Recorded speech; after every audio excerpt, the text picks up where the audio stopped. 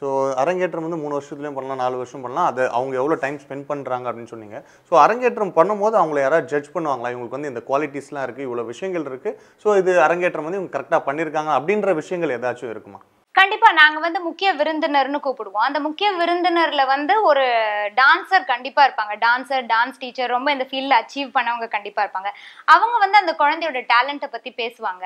Also நம்ம ஒரு டீச்சரா நம்ம வந்து ஒரு கலையை நம்ம கத்துக் கொடுக்கும்போது நமக்கே தெரியும் அந்த குழந்தைய வந்து நம்ம ஸ்டேஜ் ஏத்தும் போது இந்த குழந்தை நல்லா ஆடுமா ஆடாதா அதை பொறுத்து தான் நம்ம அரங்கேற்றம் டேட்டை ஃபிக்ஸ் பண்ணுவோம்.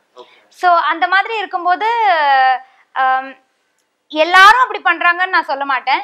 பட் மனசாட்சிக்கு புறம்பா பண்ணலைன்னா நல்ல குழந்தைங்களை உருவாக்கி நல்ல நடன மணிகளை உருவாக்குறது தான் ஒரு டீச்சருக்கு வந்து முக்கியமான விஷயம். ஏன்னா நான் என்ன கத்துக்கிட்டேனோ அது என்னோட போயிடக்கூடாது இல்லைங்களா?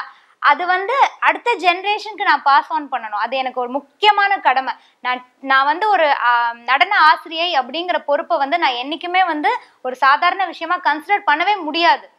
நான் வந்து ஒரு பெர்ஃபார்மரா இருக்கிறத விட நான் வந்து நடன ஆசிரியையா இருக்கிறது தான் வந்து ரொம்பவே முக்கியமான விஷயம் எனக்கு.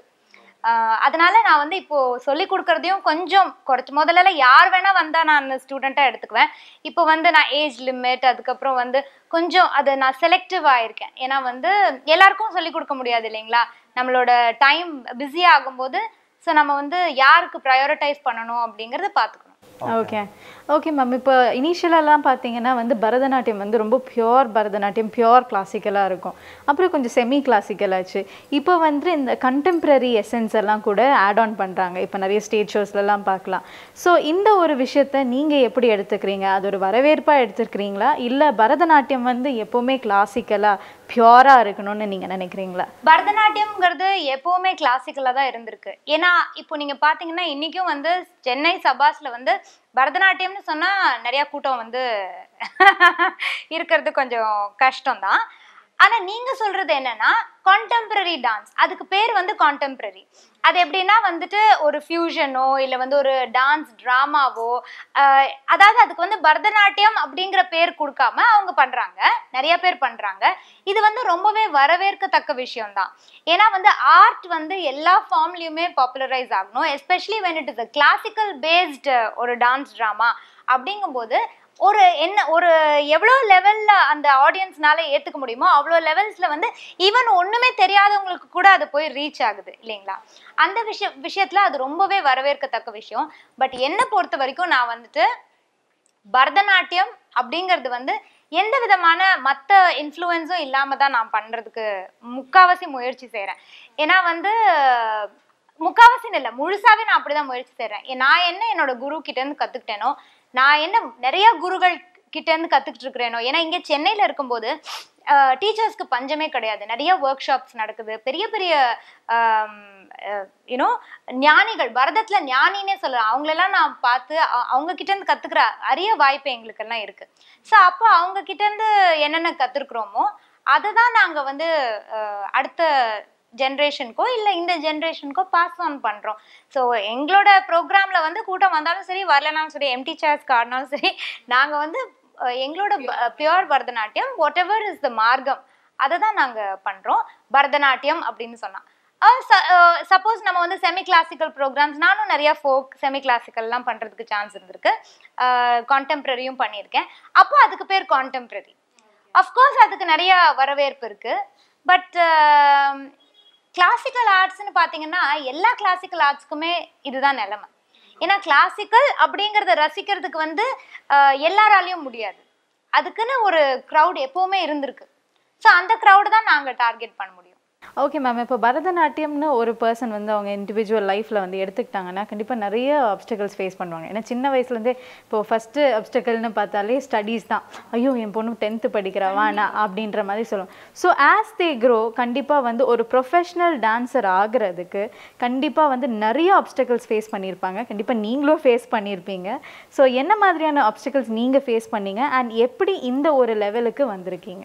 நான் வந்து இந்த ஒரு லெவலுக்கு வந்ததுக்கு காரணம் வந்து நிச்சயமா கடவுளோட ஆசீர்வாதம் தான், டெஸ்டினி தான் நான் சொல்லுவேன். ஏன்னா நான் நினைக்கவே இல்லை நான் வந்து டான்ஸ் வந்து ஃபுல் டைமாக எடுத்து ஒரு டான்ஸராக டீச்சராக இருக்கிறதுக்கு எனக்கு வந்து வசதி இருக்கும், எக்கனாமிக்கலி எனக்கு வந்து அது ஃபீஸிபிளாக இருக்கும்னு நான் நினச்சதே இல்லை. சின்ன வயசுலேருந்து எனக்கு வந்து நிறைய ஹர்டில்ஸ் இருந்தது. ஏன்னா என்னோட கேஸில் எடுத்திங்கன்னா நான் வந்து ஒரு லோவர் மிடில் கிளாஸ் ஃபேமிலியை சேர்ந்தவர். எங்கள் அப்பா ஒரு நாடகக்காரர். ஒரு நாடகக்காரருக்கு என்ன இன்கம் இருக்கும் அப்படின்னு எல்லாருக்குமே தெரியும். ஸோ எனக்கு வந்து படிப்பு வந்து ரொம்ப இம்பார்ட்டண்ட்டாக இருந்ததுன்னா நல்ல ஸ்கூலில் எனக்கு அதுக்கே நிறையா செலவாச்சு. ஸோ அப்போ அது கூட நான் டான்ஸும் கற்றுக்கிட்டேன். அதனால தான் எங்கள் வீட்டில் எனக்கு சின்ன வயசில் அரங்கேற்றம் பண்ணல. 5 வயசுலேருந்து நான் டான்ஸ் கற்றுக்கிட்டாலும் முதல்ல கலைமாமணி கேஜேஎஸ் சரசா, அதுக்கப்புறம் கலைமாமணி திருமதி பார்வதி ரவிகண்டசாலா, இவங்க கிட்ட நான் வந்து ஸ்டூடெண்ட்டாக இருந்து இப்போ பார்வதி ஆண்டி கிட்ட தான் நான் அரங்கேற்றம் பண்ணேன். ஸோ அப்போது அப்படி இருந்தாலும் என்னோட அரங்கேற்றம்ங்கிறது நானே சம்பாதிச்சு பண்ண ஒரு விஷயம். எனக்கு வந்து டான்ஸை சூஸ் பண்ணுறது வந்து நானாக எடுத்த சாய்ஸ். இப்போ என்னோட நிறைய பேர் கற்றுக்கிட்டாங்க. அவங்க யாருமே டான்ஸை ஃபுல் டைமாக எடுத்துக்கல. ஏன் அப்படின்னா டான்ஸில் வந்து வருமானம்ங்கிறது கம்மி. சரிங்களா? இன்னைக்கு வந்து எல்லாருமே வந்துட்டு என்ன பிராண்ட் ட்ரெஸ் போட்டிருக்கோம், என்ன கார் வச்சுருக்கோம், என்ன மாதிரி வீட்டில் இருக்கோம், வீட்டில் என்ன இருக்குது, எத்தனை ஏசி இருக்குது, இப்படி தானே எவ்ரிதிங். இதுதான் வந்து ஒருத்தரோட மெஷராக இருக்குது. அப்படி இருக்கும்போது நீங்கள் வந்து ஒரு கலையை வந்து ஃபுல் டைமாக எடுத்துக்கும் போது நிறையா சாக்ரிஃபைஸ் பண்ணணும். முக்கியமாக உங்களுக்கு வந்து ஆல்ரெடி அந்த சப்போர்ட் இல்லைன்னா, இப்போ என்னோட கேஸில் நான் தான் என்னோட ஃபேமிலியில் பிரெட் வின்னர். ஸோ அப்போ நான் சம்பாதிக்கிறதுல தான் நான் என்னோட க்ரோத் இல்லைங்களா, என் ஃபேமிலியும் பார்த்துக்கணும், என்னையும் பார்த்துக்கணும். ஸோ அந்த மாதிரி இருக்கும்போது நிறைய ப்ராப்ளம்ஸ் இருந்தது. ஸோ இதுதான் காரணம் நிறைய பேர் இதை வந்து ஃபுல் டைமாக எடுத்துக்கிறது இல்லை. ரொம்ப few people with packing and influence தான் இதை ஃபுல் டைமாக எடுத்துக்கிறாங்க. என் கேஸில் வந்து எனக்கு வந்துட்டு டான்ஸ் மேலே தீராத காதல், ரொம்ப அதாவது பைத்தியம்னே சொல்லலாம். அதனால வந்து நான் ஃபுல் டைமாக எடுத்துக்கிட்டேன். Of course I have to sacrifice a lot. நான் வந்து கெமிக்கல் இன்ஜினியரிங் முடிச்சுட்டு ஈஸியாக அப்ராட் போயிருக்கலாம். பட் நான் இந்தியாவில் இருக்கேன். I am still still growing financially and எல்லாமே வந்து it's still on the progressive. இதுதான் நான் செட்டில்டு அப்படின்னு சொல்ல மாட்டேன். எல்லாரும் இப்போ அதானே ஐ யூ செட்டில்டு, கல்யாணம் பண்ணணும் மாப்பிள்ளை செட்டில்டா அப்படி தானே கேட்குறாங்க முதல்ல. ஆனால் நான் செட்டில்டுன்னு சொல்ல முடியாது. ஆர்டிஸ்டோட லைஃப்பில் வந்து ப்ரோஸ் அண்ட் கான்ஸ் எல்லாம் இருக்கும். என்னோட ஃபேமிலி கண்ணு மூடி சப்போர்ட், எனக்கு ஃபுல் கம்ப்ளீட் சப்போர்ட். அதே மாதிரி என்னோட ஹஸ்பண்டும் ரொம்ப சப்போர்ட்டிவ். ஸோ அது அந்த ரெண்டும் இருக்கிறதுனால, என்னோட குருவோட பிளெஸிங்ஸ் இருக்கிறதுனால I am able to establish and dance. அவ்வளோதான். ஓகே. ஸோ நிறைய பிரச்சனைகள் இருந்தாலும் அது தடைகள்லாம் தாண்டி நீங்கள் சொன்னீங்க, அதாவது டான்ஸ் மீது எனக்கு காதல் இருக்குது, அந்த காதலும் கைகூடி அது மட்டும் இல்லாமல் பார்த்தீங்கன்னா நிறைய சாதனைகள் படிச்சிருக்கீங்க. நீங்கள் கற்றுக்கிட்டது மட்டும் இல்லாமல் நிறைய பேரை இன்னும் சாதனையாளர்களாக மாற்றிட்டு இருக்கீங்க அப்படின்னு தான் சொல்லணும். So thank you so much for your time.